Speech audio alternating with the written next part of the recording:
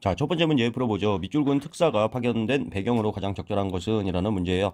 헤이그에서 파견된 평화회의본은 한국 전 부총리 대신 이상설 외 2명. 그럼 누구예요? 이준, 이상설, 그리고 이위종이 파견이 되죠. 평화회의에 특사로 파견되었다고 보도함. 기사에는 우선 그 한국인이 평화회의 위원으로서 한국 황제가 파견한 자다. 어쩌고저쩌고 하니까 한국의 외교권을 탈취한 점, 그 결과 자신들이 한국 황제가 파견한 위원임에도 불구하고 참여할 수 없었다라고 하고 있습니다. 배경에 대해서 묻는 거니까 을사늑약이 되겠죠. 을사늑약은 05년에 체결이 되었고요. 제2차 한일협약에 해당됩니다. 그래서 그 효과가 어떻게 됩니까?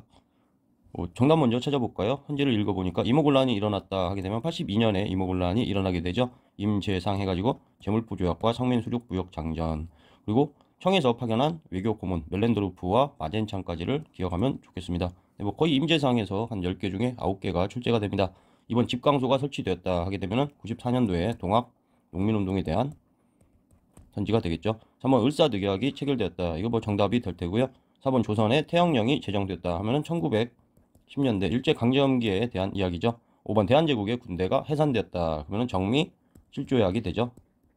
정미 7조약의 부속조약으로 대한제국의 군대가 해산이 됩니다. 그래서 뭐가 일어나요? 정미의병이 일어나고 해산된 군인들이 합류를 하게 되고요. 13도 창의군. 이름도 2개를 기억해야죠. 이인영과 허위를 기억하자라고 했습니다. 오른쪽에 잠깐 흐름을 정리해 볼까요? 을사늑약이 체결되고 07년도에 이제 헤이그 특사를 파견하게 됩니다. 하지만 여기서 이걸 빌미로 해가지고 고종이 퇴위를 하게 되고요. 이 우리 5번 선지에 나온 것과 관련 있는 정미 7조약, 한일 시인협약이라고도 합니다. 이 체결이 되고 이 이후에 이제 이 부속 조항에 따라 가지고 군대가 해산이 되죠. 그래서 정미의병이 일어나는 데까지 뭐 인과관계가 이렇게 정리가 됩니다. 다음 문제 보죠. 자, 다음 문제 보죠. 가이물에 대한 설명으로 옳은 것은? 이라는 문제예요. 이곳은 최근 다시 개방한 하얼빈의 기념관입니다. 동상회의 시계는 9시 30분에 멈춰있다. 이토 히로부미를 저격했다. 그럼 안중근 의사가 되죠. 안중근이 1909년에 하얼빈역에서 이토 히로를 저격했습니다. 일본 동양평화론을 저술하였다. 안중근이 이제 옥중에서 쓴 거라고 하죠. 대표적인 저서가 되고요. 이번 친일 인사인 스티븐슨을 사살하였다. 장인왕과 전명훈에 대한 내용이죠. 역시 1909년이 됩니다. 또 뭐 굉장히 잘 나오는 내용이에요. 스티븐슨 하게 되면 메가드하고 제1차 한일협약 04년도에 체결된 제1차 한일협약 때 고문으로 들어온 그런 인물이죠. 3번 오적 처단을 위해 자신을 주지가했다 하게 되면 이제 나철 혹은 나인영이라고 알려진 인물입니다. 동일 인물이에요. 나철이나 오기호가 조직했습니다. 뭐 오적 암살단이라고도 불리우는데 자신을 하게 되면 스스로 자자에 새로울 신에서 스스로를 새롭게 한다라는 걸 조직했다라고 합니다. 07년도에 조직된 그런 단체죠. 뭐 오적 처단을 위해서 그 여러 가지 단체가 많이 조직이 됐는데 그걸 좀 총칭해가지고 오적 암살단 이렇게 부르기도 합니다. 그래서 자신회 하게 되면 오적 암살단 중에 하나가 된다. 자신회 이렇게 외워놓습니다. 4번 명동성당 앞에서 이완용을 습격했다. 역시 안중근이 이토 히로를 저격한 해와 같은 해에 이재명이 이완용을 습격하였죠. 5번 동양척식 주식회사에 폭탄을 투척했다 하면은 1926년에 이제 나석주가 되는데요. 5번은 뭐 약간 한번 정리를 해봐요. 러일 전쟁 중에 황무지 개강권 요구가 있었습니다. 목표는 뭐예요? 국유지로 편입을 하기 위해서 일본 측에서 이제 주장을 한 거죠. 이걸 가지고 이제 보안회가 저지를 시키는데요. 그럼에도 불구하고 동양척식 주식회사가 세워지게 되죠. 그래서 이 이후에 1926년에 나석주가 폭탄을 던지게 됩니다. 뭐 평이한 문제죠. 다음 문제 보겠습니다.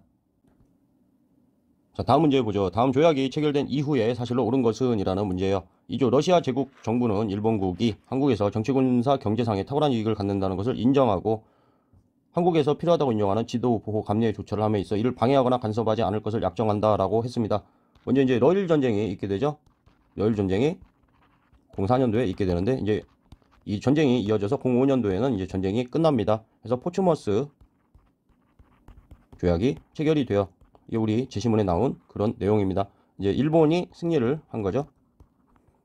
그래서 이어져 가지고 05년도에는 제2차 한일협약, 을사늑약이라고 하죠. 을사늑약이 체결이 됩니다. 그래서 외교권이 박탈되게 되죠. 이 과정에 대한 내용입니다. 이후의 사실이라고 하니까 뭐 을사늑약이 체결된 것 정도가 나와주면 되겠네요. 선지 한번 읽어보죠. 1번 영국이 거문도를 불법 점령하였다. 계속 반복되는 선지입니다. 이번 헤이그 만국 평화회의에 특사가 파견되었다. 이거 뭐 정답에 해당되죠. 을사늑약의 부당함을 알리려고 이준 이상설 이휘종을 파견했지만 결국엔 참석하지 못하고 이걸 빌미로 고종이 내려오게 되죠. 3번 상권수를 위해 황국중앙총상회가 조직되었다. 이것도 한번 정리를 해볼까요? 먼저 이제 보부상 조직이 있죠. 보부상 조직의 흐름은 어떻게 되냐면, 우리 그 개항 초기에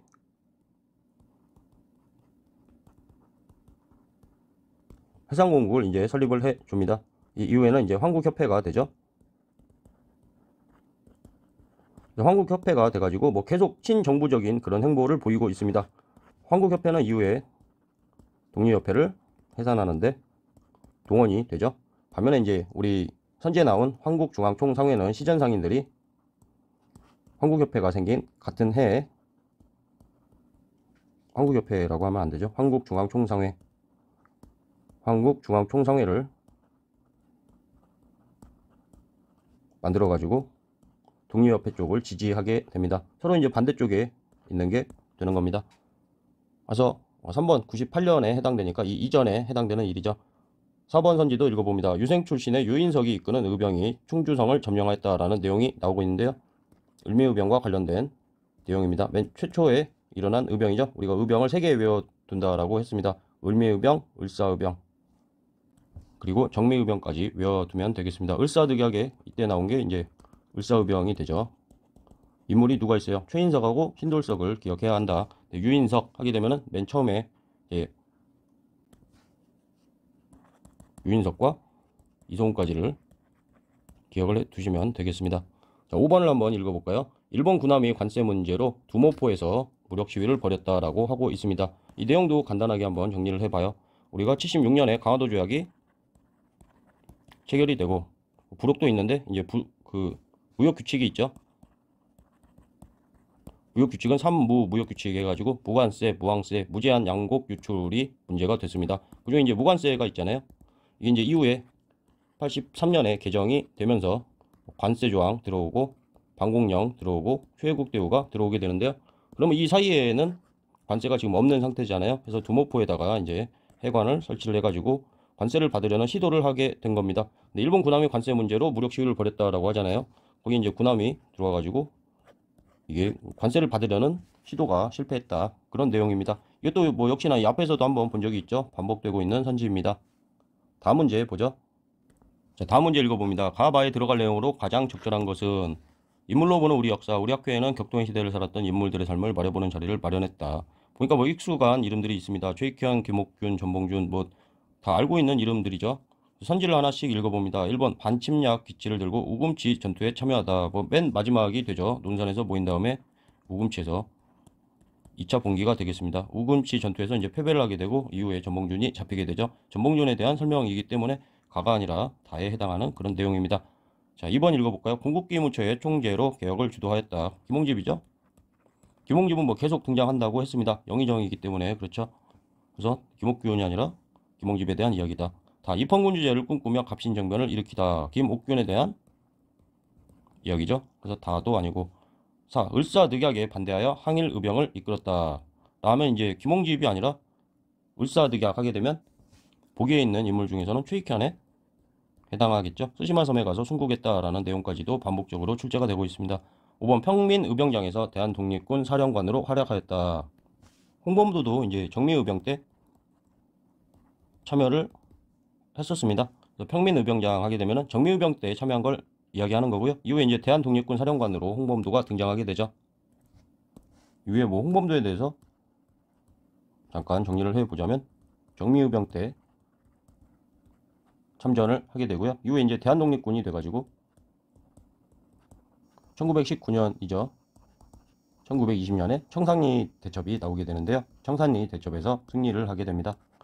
정예병에서 이렇게 참여는 했지만 그 13도 창의군을 할 때 평메인이라고 해가지고 배제가 된 그런 기록이 있어가지고 13도 창의군에는 홍범도가 들어가 있지 않습니다. 다음 문제 보죠. 자, 마지막 문제 읽어봅니다. 다음 인물에 대한 설명으로 옳은 것은 이라고 나왔어요. 국권 침탈에 저항한 구구운동의 지도자에서 이준이 나왔네요. 우리 이준 하게 되면은 이준, 이상설, 이위종이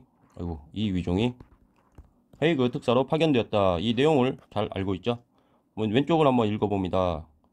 을사늑약 폐기를 주장하는 상소운동을 펼쳤고 안창호 등과 함께 비밀결사인 신민회를 조직하여 구국운동을 전개하였다. 근데 신민회는 이제 07년에서 11년까지 있는데 시민회와 관련된 인사가 뭐 워낙 많아가지고 이거는 그렇게 특이한 힌트가 못 됩니다. 정부에서는 그의 공을 기리어 건국 훈장을 뭐 추서했다. 그런 내용이 나오고 있죠. 그래서 시민회는 약간 키포인트로 인물을 맞추는 문제에서는 키워드가 못 된다. 선지 한번 읽어봅니다. 1번 고종의 밀기를 받아 독립의군부를 조직하였다 하면 이제 임병차안이 되죠. 복벽주의라고 해가지고 기존으로 이제 돌아간다 뭐 그런 내용이에요. 이때 이제 고종 상태는 다 물러나가지고 헤이그 특사 파견을 구실로 고종이 내려오게 되잖아요. 그 상태입니다. 이번 영국인 베델과 함께 대한메일 신보를 발간했다 하면은 양기탁이 되죠.